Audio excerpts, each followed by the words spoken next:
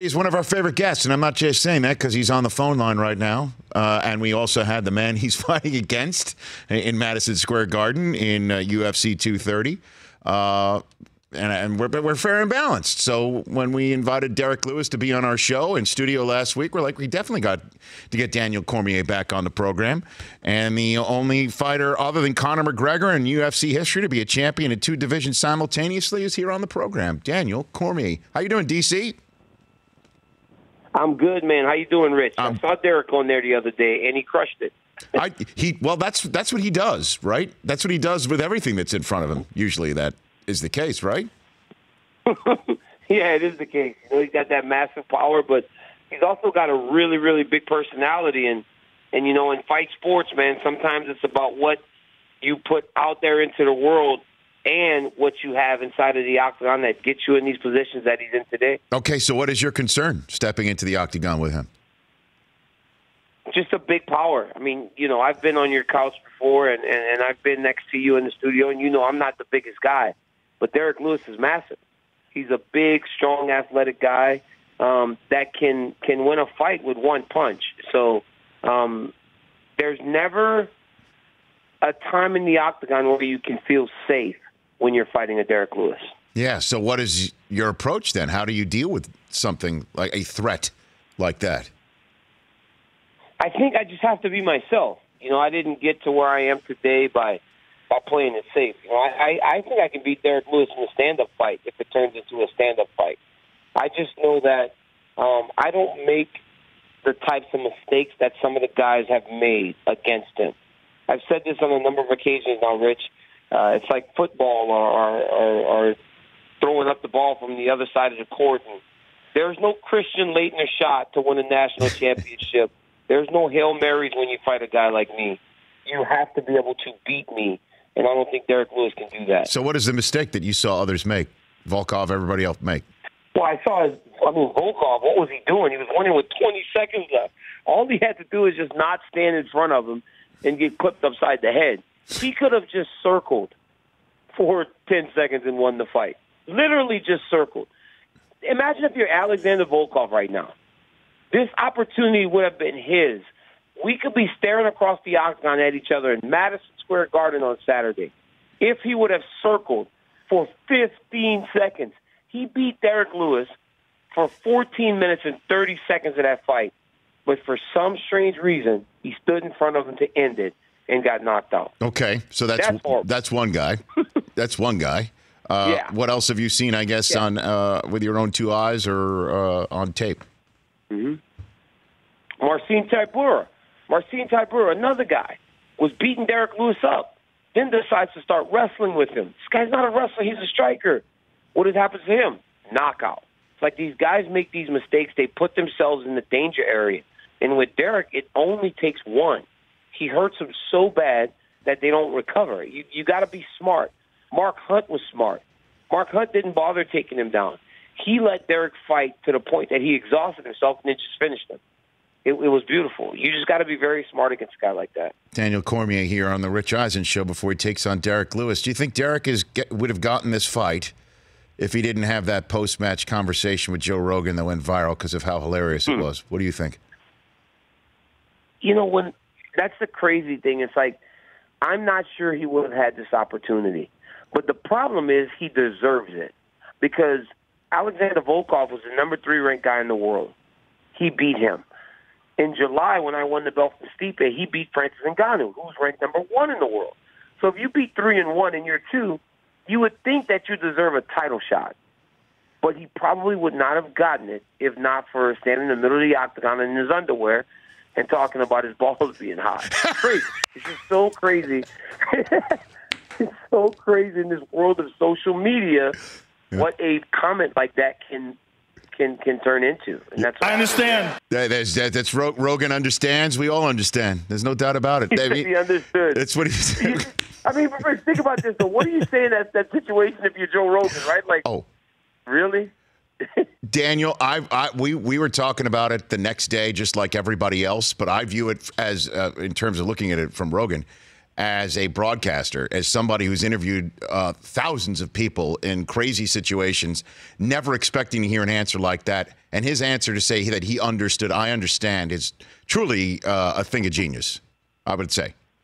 Yeah, because you don't even know what to say. No. You're so taken aback, like, what do I say to this? And he just goes, I understand. You're like, okay, Joe, so you're sitting in the commentary table and your balls are sweaty. It's crazy. So thing. It was magic.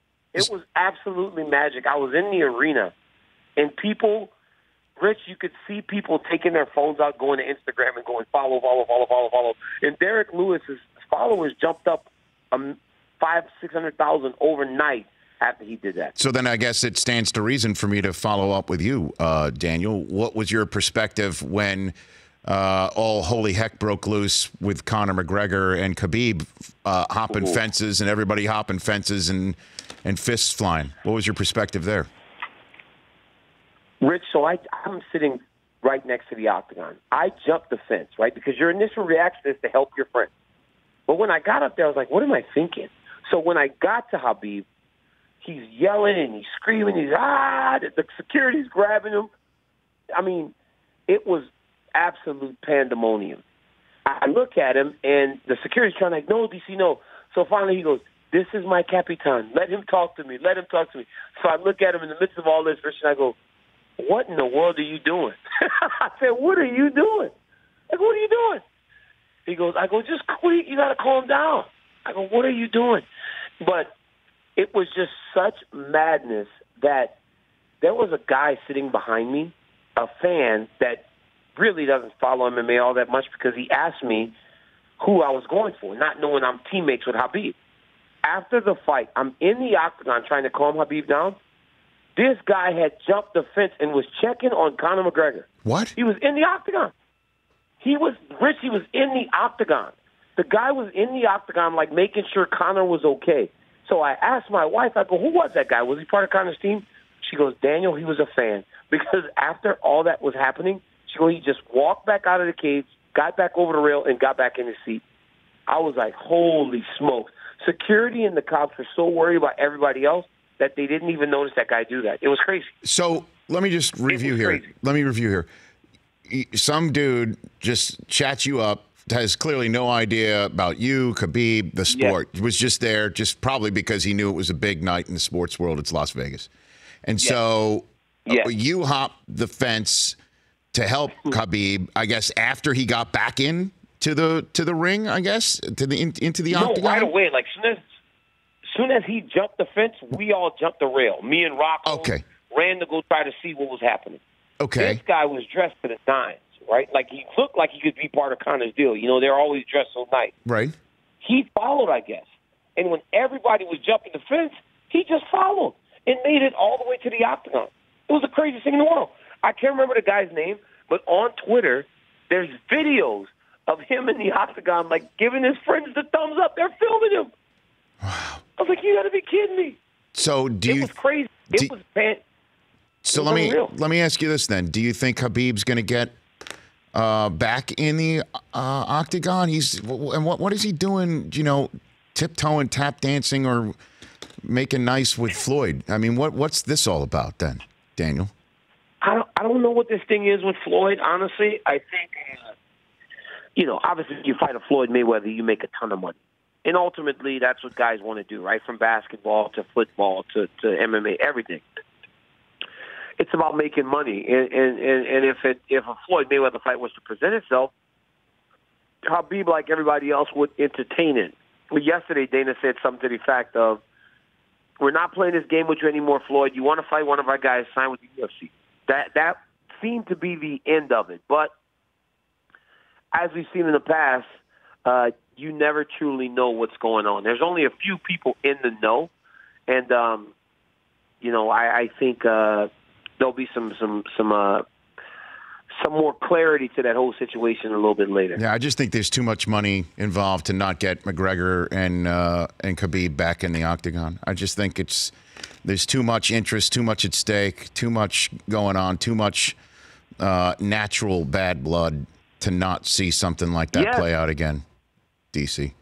Let me ask you a question, like, Rich. So, but here's the difference, right? you watch the competition, the athletic competition, what in that fight makes people want to watch them fight again? It's what happened afterwards that goes, we got to put these guys back in there. Because in the actual fight, Khabib killed him. He did. But because of all the extracurricular, we're all like, we got to see him again. It's insane because it's almost like this thing worked out to the benefit of the fight. Yeah, I know, and that's why I at least gave Dana White credit for having an immediate voice of contrition right off the top, saying that this is not what they were looking for, what they were hoping. I mean, obviously, there's a lot of business and liability reasons for all of that, but I also think people would have wanted to see it again just because they saw McGregor got his ass beat, to be honest with you, Daniel, and so many people were interested in seeing that or didn't want to see it and want to see this one more time and see McGregor and him face off before, etc. I think there might have been his interest, but you're right. That also might be a window into our society about what makes us interested. You know, the thing about Conor is, for as popular as he is, redemption would be much sweeter. So maybe that's the draw. People going, well, our hero got beat up. Let's see him come back and beat what has become essentially an unbeatable guy. But hats off to Conor saying, if it's not Khabib right away, give me the next guy. I'll earn my way back to him. Dude's a competitor, man. Well, last time we spoke, to wrap up our conversation here, Daniel Cormier here on the Rich Eisen Show, you were here, and you were saying that the end was near, that your family was wondering why you wanted to still fight. Now here you are taking on Derrick Lewis. There's John Jones still out there, as we all know your history with him. You are verbally inviting Brock Lesnar into an octagon with you. Daniel, what does your future hold from UFC 230 and on? I mean, it's get through Derrick Lewis, and then we got options. That's the beauty in being in my position. You know, we have the option of Jones. We have the Lesnar option, and these are two of the most lucrative fights that I could make. So, competitively, if I'm looking to right everything that's been wrong in my career, it's John Jones. In terms of financial, there is no fight like fighting Brock Lesnar. So we're going to have to really weigh that after the fight. So if you could pick one, which one would you do? You only could choose one. As of right now, it'll probably be Lesnar. You know, it's something new. It's a big fight. It brings a lot of prestige, and it's just when you're next to Brock Lesnar at the top of the bill, you know it's a big moment. Brock's a special attraction. It's like when we were kids and Andre the Giant showed up to things. It's a big deal when you fight Brock Lesnar. All right, last thing, not that you need any extra motivation against Derrick Lewis, but when he was here on the show, a guy from New Orleans who has now moved to Houston and says he's adopted the Texans and he's left the Saints behind, and your Saints, as we all know, are looking superb, taking on the Rams this very week. Do you resent that sort of approach to football from your UFC opponent? It's terrible. It's terrible that Derrick would take that approach because Derrick, come on. You know, he knows, and he's old enough to remember that the Saints were all we had. The Saints were all we had in Louisiana. There was no baseball team. There were no Pelicans. It was the Saints or it was nothing. It is embarrassing that a guy from New Orleans could say something like that. Mm-hmm. So, yes, he does need to get it a little bit more for the Saints.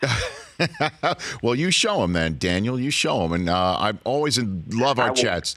I really enjoy our chats. You versus Derrick Lewis is going to be some great must-see stuff on Saturday night in Madison Square Garden, which is, as we all know, a jewel in the sports arena world. So enjoy it. Soak it in. Thank you so much, Rich. I appreciate you always having me. Thank you, man. So always. Much. You bet. At DC_MMA. Daniel Cormier, the heavyweight and light heavyweight champion of UFC, right here on The Rich Eisen Show. The Rich Eisen Show. Weekdays at noon Eastern on Audience.